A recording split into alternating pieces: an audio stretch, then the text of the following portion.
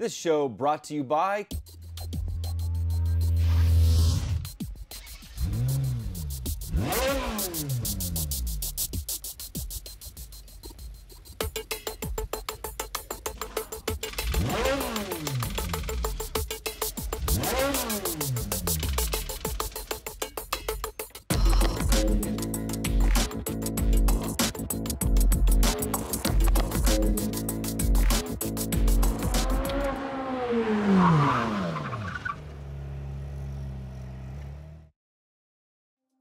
Welcome to Inside Sim Racing. I'm Darren Ganji and I'm here with part 2 of my look at the iRacing MX5 Cup rookie class.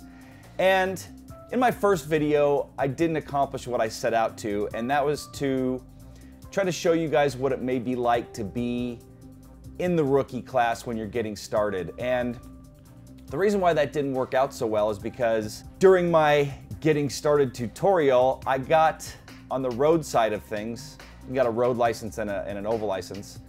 On the road side of things, I got my D license and acquired 1,600 worth of iRating points, or my iRating is 1,600, I should say. So that being said, even though I didn't qualify, I forgot to take that into account. And I thought, oh, I'm not gonna qualify, I'll be starting at the back of the pack. Well, I forgot to take into account that a lot of quality drivers still race the MX5 Cup, and they end up in the top split. So there was 10 splits, and because of my 1,600 iRating, I ended up in the top split. I was the last qualifier, or the last car. So anyway, and actually I was ranked 8th in that room, so that didn't work out the way I had planned. So what I was gonna do was show you guys this at the beginning of my street stock video, but I thought, you know what, why don't I just do a part 2, join a lower split in the MX5 Cup car. And I was gonna do it as a ghost, but then I thought, you know what, I'm just gonna spectate, which I did. And so I did it, and I ended up in the 10th of 11 split. There were about 130 races that joined at that time slot, and the average strength of field in the particular split that I was in was 1,000 iRating. And I'm gonna be doing some commentary. I've got my replay already right here booted up, I just cut it down to some highlights, so we're not going to watch the whole race. There were 11 cars on the grid, so let's jump right to it. Okay, so as you can see, I put it to the chase view at the back of the pack of these 11 cars, just to give you an idea what it looks like from the back of the field coming up into turn 1. And start was good, and in all honesty, as they entered turn 1, I thought, man, is this just going to be another one of the races that I did? But as you're going to see, no, it wasn't. So as you can see up ahead, one car gets turned around. Our 8 car here makes it through some of it, and then another car goes off, then he gets spun, and then a few other cars spin right there. So looks like about 5 or 6 of the 8 cars. Actually, let's stop right there. As you can see, as we're watching this 8 car, don't back up onto the course, because as you can see, he almost got hit again. And then it looks like the green car sustained some damage. He got into it again with that car. He just goes off and then he finishes. But then this guy comes back on the track right in front of the 8 car, which didn't cause any problems, but could have. So let's go back and watch this start again from a couple different views. So now this is from the front of the pack, and I'm going to pause it right here. And as you can see, it was the number 1 car on the grid. Can't tell if he really turned in front of the green car or if the green car just... No, the green car went off course. It looked like, and then hit him, spun him around, and then he gets hit, which I think that's what did the damage there. And then it's just a chain reaction. As you can see, cars just starting to go off track everywhere. So here's another view from the helicopter cam. See the green car pushing the number 1 car around. And then they just bunch up, and then cars just start bumping and banging, and 2 cars spin off. One of them was our 8 car that we were watching. So then here's that shot again. The 8 car backs right up onto the track, and that, you know, that could cause a lot of problems. So if you go off track, your best bet is get back on course as carefully as possible. So now the next thing is we got a decent battle a little bit later in the race, I think a lap or two after the start of the race. And as you can see here from this battle, this guy just got a little bit too aggressive. Number 5 car here is just a little too aggressive. They go into turn 1 pretty good. 5 kind of gets up on that curb, backs off a little bit, which was smart. But then the 8 car, boy, our poor 8 car, man, he's caught up on a bunch of stuff. He loses the handle a little bit, and you know, let's watch that again really quick. You know, I think the 5 car could have, he actually would have maintained a little bit of space. You know, he did it here, he backed off a little bit. And then if he would have maintained a little bit of space here from the 8, who he seems to get kind of crossed up. Actually, he was pretty close. So I don't think there was really anything he could have done to avoid that. But, you know, it's just, that's kind of a racing incident. And then a couple laps in, things spread out, and the racing gets to be pretty good. For the most part, you know, a lot of these guys ran really well, considering this was the 10th of 11 splits at this particular time. But there was some good racing. Check out this pass. Nice clean pass there. This is the top guy in the split too, the number 1 car. He was the guy that got spun by the green car at the start of the race, so he's just kind of working his way back through the pack. So, and the way that works is the top rated guy in that particular split gets number 1, and so on. So like during my race, I was the number 8 car, so I was the 8th highest ranked driver in that particular split. So as you can see, things spread out pretty well here. You know, once that happens in pretty much any race, the racing stays pretty clean. So we have the number 1 car again, who is again the top driver in the split. It shows you, you know what, even though you have a bad start, as long as your car's not too damaged, and it looked like the green car had sustained too much damage, and he had to call it quits. But if your car doesn't sustain that much damage, stick with it, because you may end up picking up positions due to attrition and salvage some safety rating points by just keeping things clean and staying out on the track. So as you can see, there was some pretty good quality racing here in this split, even though the start was definitely hectic. And look at how the 1 car just, he knows he's faster than this guy, but he's staying patient.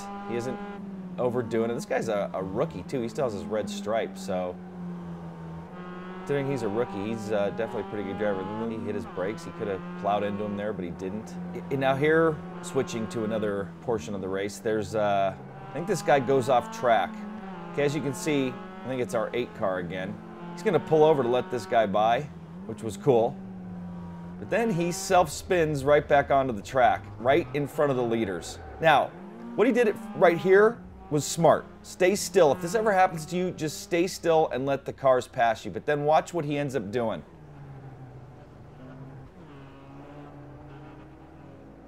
He basically parked right across the track. And now our number 1 guy, who has been working his way through the field, comes and hits him. So I'm going to pause it right there really quick. So if you go off track, now you have what's called your F keys, or your lap time, your relative time, your standings. Standings is F3. If you get in that situation, make sure you have your F3 up. If you can't see down the track or see what's coming, put that F3 up and you can see what's coming. Stay still, because A, you have less of a chance of taking on more damage, and B, you're not going to ruin the race for somebody else. Now that could have been a lot worse. The number 1 could have come plowing into him, and his race could have been over. But luckily, the number 1 was, again, the top guy in the split, and he did a good job of just coming to a stop, realizing that this guy was basically all the way across the track, and did a good job of avoiding a major collision and still maintained his position. So anyway, if you spin like that, just stay still, stay calm, put up your F3 screen, see where you're at. So now, this was later in the race. This is a battle for 2nd place. And again, this is going to show you, even though this is a lower split, there can still be some good quality racing. These guys bump and bang a little bit, but for the most part, this is a pretty good little battle here. I do some camera switching so it gets a little discombobulated here, but you can pretty much get the gist. 2 laps to go. You can pretty much get the gist of what's going down here. So the guy that we're in car with, oh! Like a little bump there. Switching cameras here is what I was talking about. They maintain their spots. That guy 4 could have easily crowded him, but he didn't. Oh, but they bump right there. Not too bad. Probably a 2 times contact. And the number 2 car, who was basically the second guy in the on the grid, made the pass for second. And then we'll just continue watching here as I close things out. But as you can see, that was pretty decent. Oh, this is what I want to talk about. Here comes a lap car before I stop things. They come up on this lap car. Look what this lap car does. He ends up going wide, knowing that these guys were coming. He probably got a blue flag. Stays wide, maintains his line, and those guys get by cleanly. So if you're in that position where that lap car was, you got guys coming up on you fast, don't make any abrupt moves. They have to pass you. Maintain your line and try to telegraph your line, or in other words, don't rush to get outside. Kind of try to show those guys that you're going to be there so that they can, judge distance and where to pass you and make a clean pass like that. So kudos to that guy that was getting lapped for not causing any problems there. So close things out. First of all, if you want to get your D license and actually race for it, practice.